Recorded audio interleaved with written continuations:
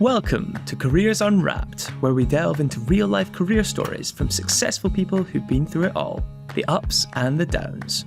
We'll get their raw, honest, actionable advice and be the careers talk they wish they'd had when they started out.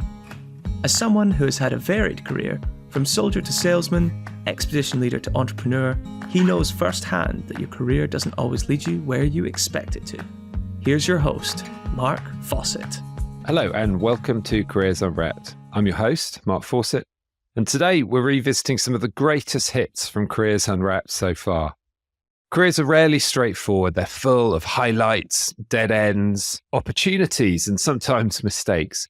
So we've pulled out some of the more thought-provoking discussions, the inspirational stories, and the insights into how successful careers have been built across many, many sectors, as well as the personal journeys our guests have ventured on.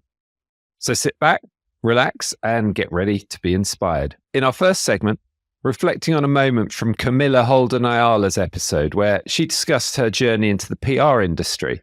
From her introduction to the sector of public relations as a young woman with a lot of positive confidence and attitude, she attributes much of her early successes to her ability to be able to put herself in the room and ask point blank if there was a job, with manners, of course. She shares invaluable tips on how to start from the ground up. So then you went to university, you did history and politics. How did you break into the industry that you love being part of? So I was very fortunate to go to a lot of well-traveled markets, which is basically a travel trade fair. And it was there that I'd met a minister of tourism, and that minister of tourism, I just kind of got chatting. I was that obnoxious little kid that would walk around and be like, "Hi, nice to meet you. Sorry to interrupt." And it would be, like CEO of whatever, or, minister of ambassador for this. And I would just be like, "Oh, how are you? Nice to meet you. I'm Camilla, blah, blah, blah, blah." And we got talking, and then I must have said, "Oh, I'd be interested in public relations," because I'd watched Sex and the City with my mum many a moon ago, and there was a character on there that I loved. Whatever it was that she did, I then found out with public relations. But at the time I was like, "Oh my God, she's amazing." Like the gumption that she has, the confidence, like she's clearly making money from it, and she's got a huge, bold personality. Like whatever she does, I want to do that. I don't know what it is. My mum was like, "She's a PR." And I was like, one day that'll be me. And so when I stood in front of this man who was the Minister of Tourism, so a very senior person, I was like, "I want to work in PR. Have you got any jobs going?" And he was like, "Oh, you seem like a, happy-go-lucky type of person. I'll put you in touch with my colleague." And then he dropped me an email, and I was literally on the way home, like to the train station, like emailing the guy, like, "Hi, so my name's Camilla. I've was passed on your email by so-and-so. Could I jump on a call?" And yeah, I just said, I'd love to work in PR. They happen to have a PR assistant role going in their PR team abroad. And then I deferred from uni. Told my mum I'm taking my bags and I'm going to Mexico. And I got on a one-way ticket to Mexico and just said, "Here I am." And then I started working in the Yucatan Tourism Board, so a regional tourism board in Mexico. And then, yeah, it kind of just snowballed from there, I guess.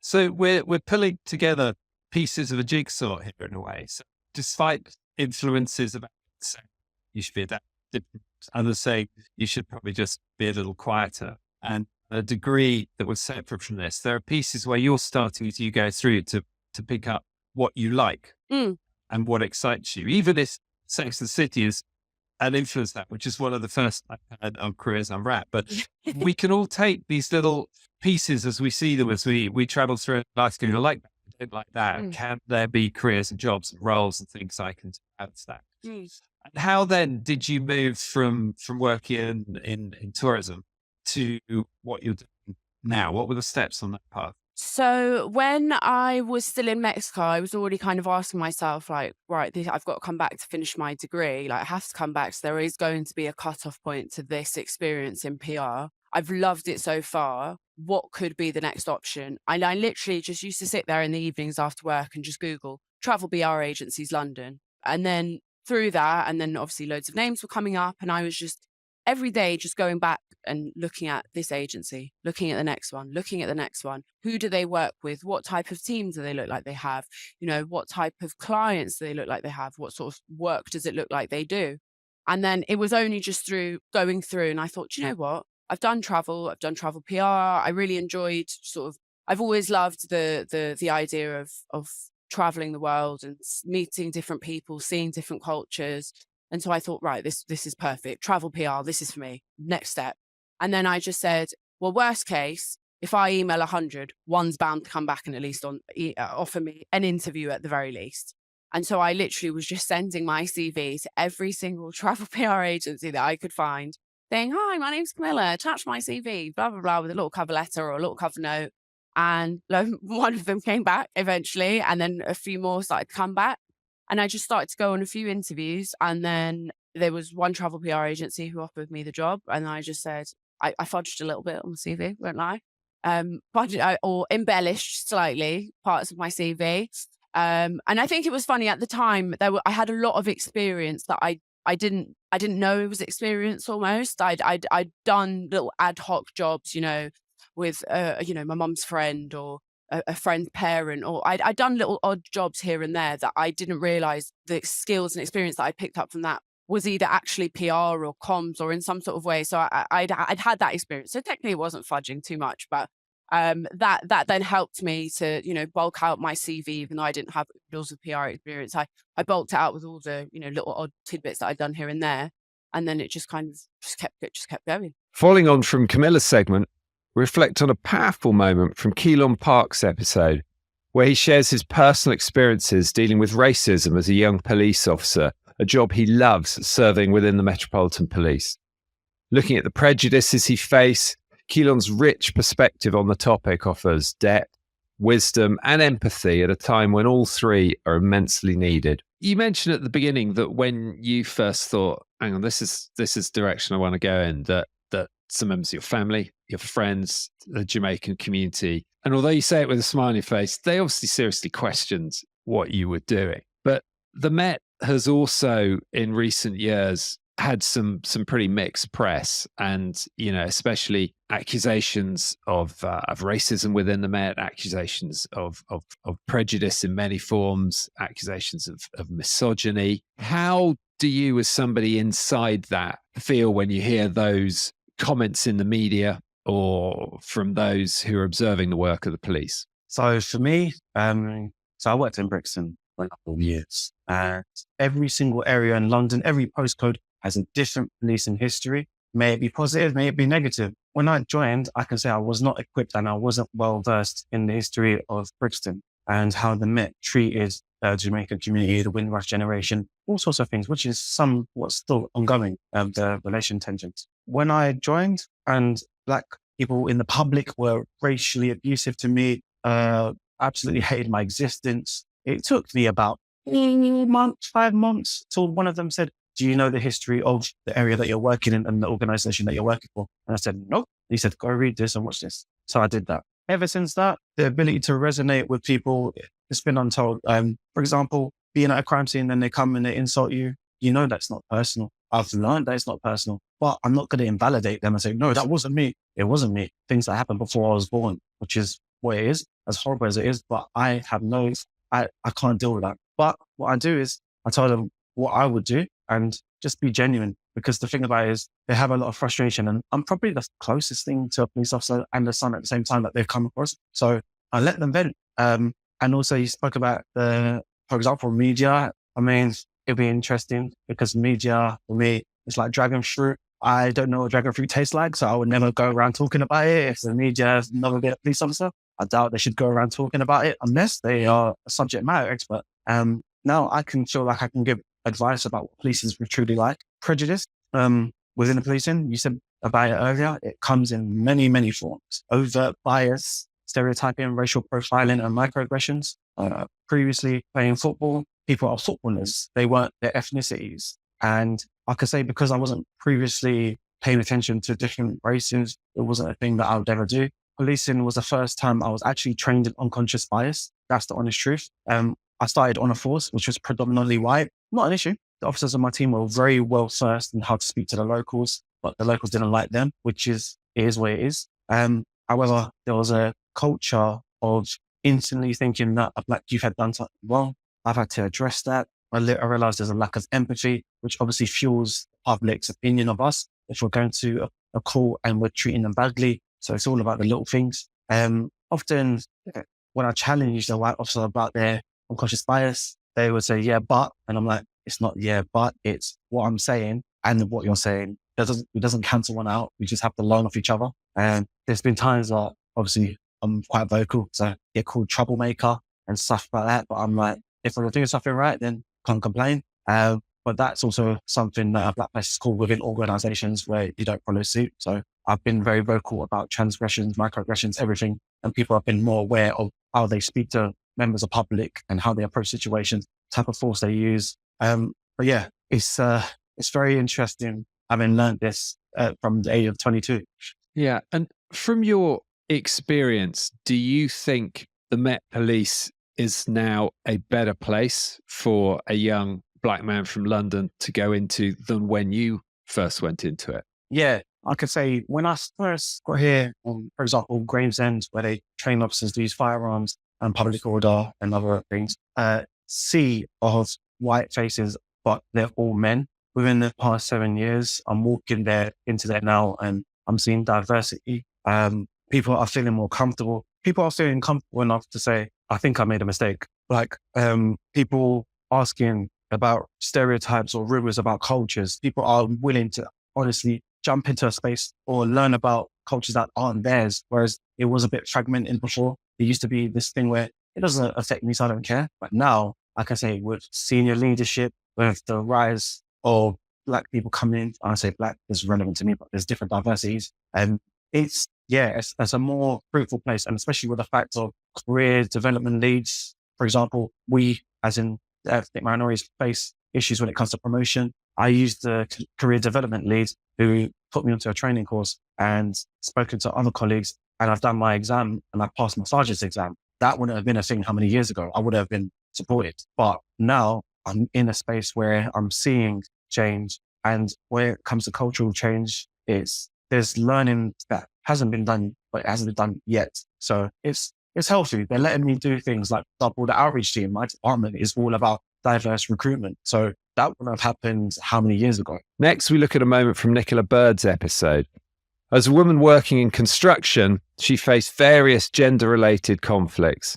However, through the challenges she encountered, she's managed to rise above them and build a fruitful career. And this episode in particular showed her determination and her focus, and how both of these can help you overcome any career challenges. Going back to dropping out my A-levels, that didn't work. Yeah. And when I left school, I could met people thinking, oh God, what's she doing? Where's she going to go? And having a family at such a young age and getting married so young, but we're still married now. That's still a success. that one's still in the bag and all that one.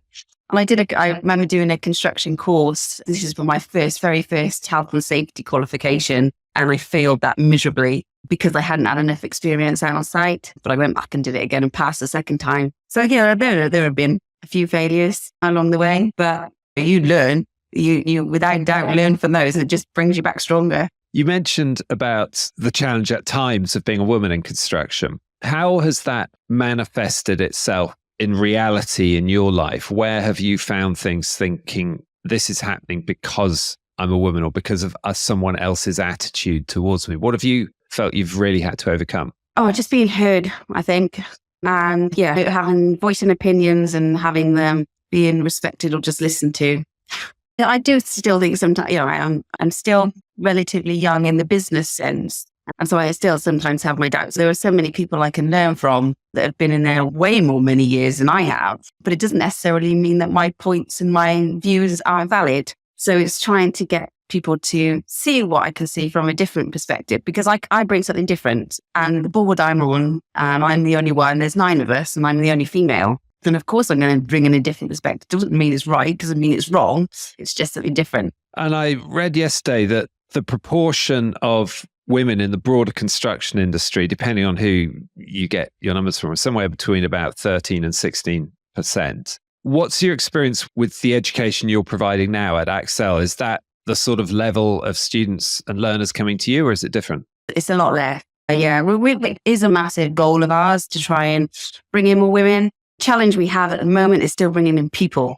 So regardless of whether they're male or female, and we still need people in the industry. It's hard enough trying to get still boys interested in it as a career. And the women will come, and that the thing with what we're doing here. So it's run by my sister and I, and there's this 50-50 split, the team we've got here, which shows clear representation of diversity. And that's giving girls more opportunity to come here, and because they can see it and they can understand it and they can have those chats. So it's giving them just more of a choice. It's about having choices at the end of the day. I don't ever think we'll probably get to a 50-50 split. I think that's unrealistic, but we'd like to get somewhere around the 25-30% mark would be nice. Now, you also hold other leadership positions in construction bodies around South Wales and Gloucestershire. Can you tell us a little bit about some of your board memberships and chairs that you've done elsewhere? Yeah, I'm not doing it now, but I have been the chair of Working Well Together, which was in South Wales. That's a health and safety initiative run by the HSE. So again, that was something to get some more insight for my career.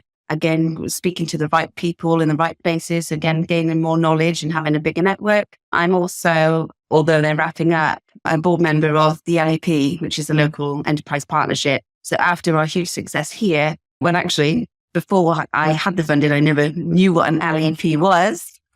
And that would probably go for about 80% of members of the public as well. After that, then I joined as a board member because I could see the value in what they gave back to the community. It's transformed this local area.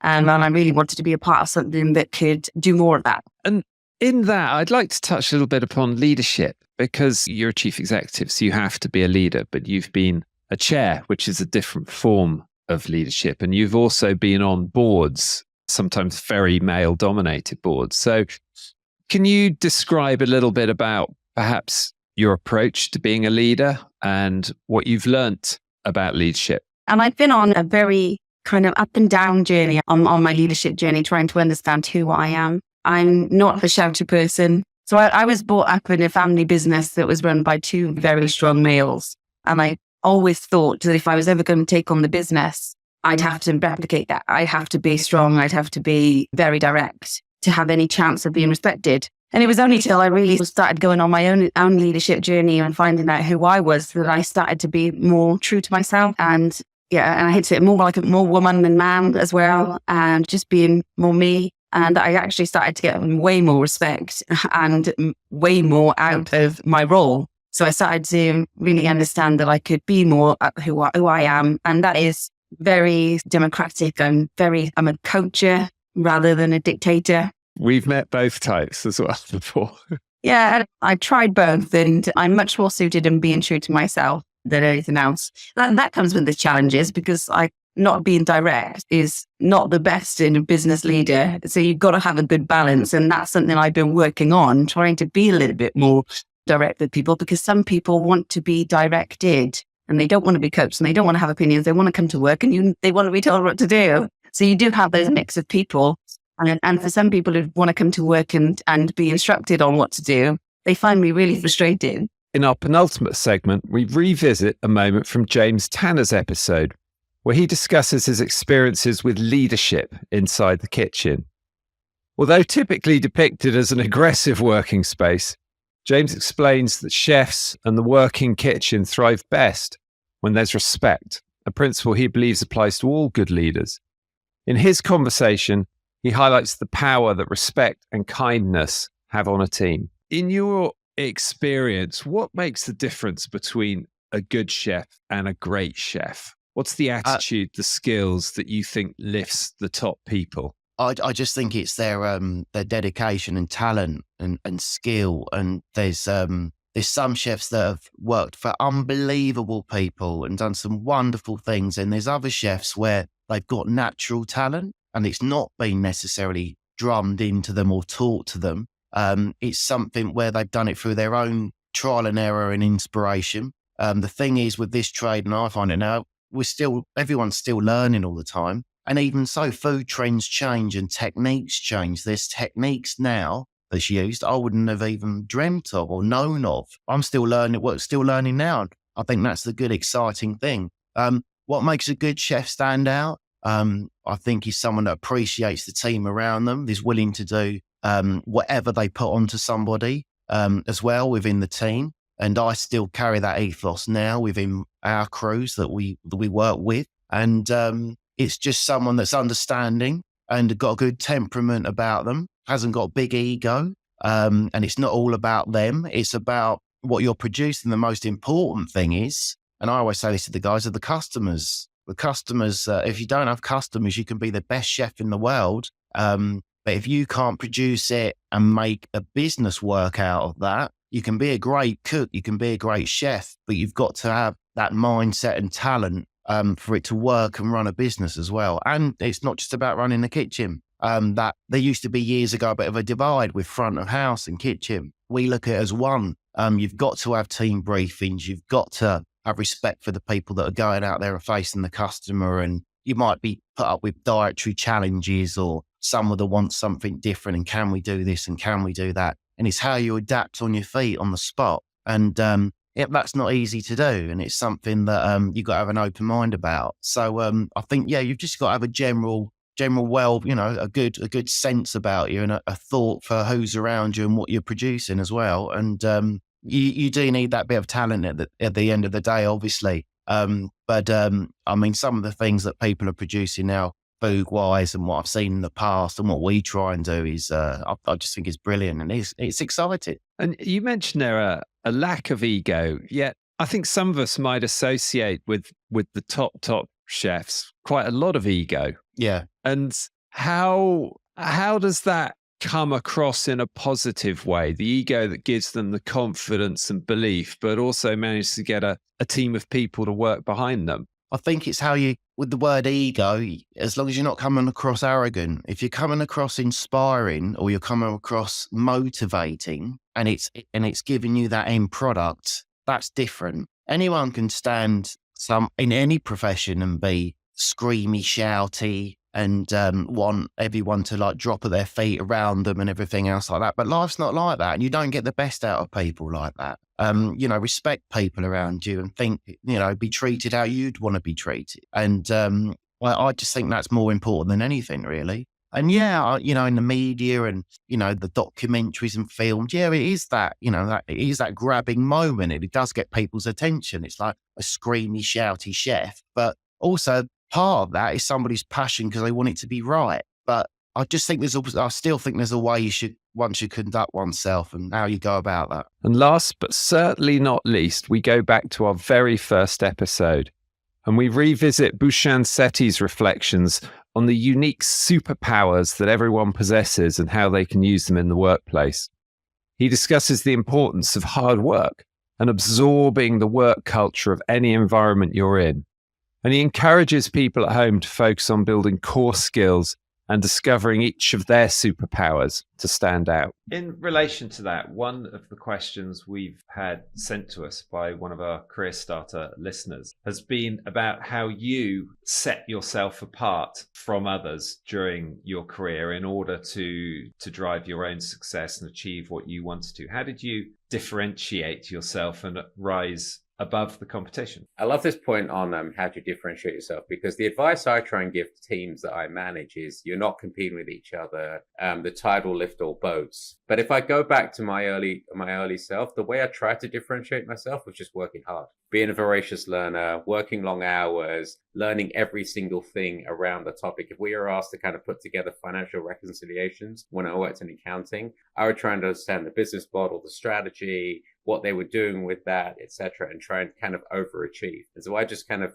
worked really hard. Then I realized in my kind of mid-20s when I got my first consulting job and spent some time in the US that everyone has superpowers. I realized one of my superpowers, maybe this was growing up in large families, etc., was connecting the dots. As people were talking about the financial side of a decision, someone was talking about the customer technology side, someone was talking about the consumer side. I had the ability to connect all of those dots and sound really smart. I understood finance and process and technology and come up with a holistic solution. And I realized that not everyone could connect those dots as quickly as I could. And so if you couple that with my more confidence around public speaking at the time, I was able to kind of articulate things even taking other people's ideas and kind of making them sound better. So the point I'm trying to make is build some core skills, but everybody does have superpowers. It could be the way you communicate. It could be how you show up and you're really relatable and authentic and everybody likes you. It could be that you've got some lived experience. You've grown up, you've come as a refugee and you've got a different lived experience of a different part of the world or a different way of growing up that no one else in that room has. And that's your superpower. It could be something, sporty. So really understand that. And that's really how you can differentiate. But, there's a big business community out there. We have labor shortages all over the world. We have skills constraints all over the world. Anyone who works hard, is focused on learning, tries to be kind and compassionate, there's going to be ample opportunities, I hope and I believe, in the business world. We don't have demographics on our side. It's not like we have population explosion around the world. We actually have population decline scarily. And so it's not a case of is there enough jobs and can I differentiate myself? It's how do we kind of unleash and nurture the creativity out of people so that we can actually get everyone to maximize the potential at a certain point in their life. So thank you for joining us on this special episode of Careers Unwrapped. We hope you enjoyed revisiting these inspiring moments and gaining valuable insights from our incredible guests so far. From Camilla Holden-Ayala's journey into the PR industry, Kaelon Parkes' profound experiences with racism, Nicola Bird's challenges and triumphs in construction, James Tanner's leadership lessons from the kitchen, to Bhushan Sethi's empowering thoughts on discovering your unique superpowers. Each story highlights the diverse paths and resilience needed to thrive in today's world. Thank you. This podcast is sponsored by We Are Futures. To find out more about We Are Futures and how we can introduce your brand, business, or organization to the mass markets of tomorrow, visit www.wearefutures.com. Make sure to search for Careers Unwrapped in Apple Podcasts, Spotify, Google Podcasts, or anywhere else podcasts are found. Remember to click subscribe so you don't miss out on any future episodes.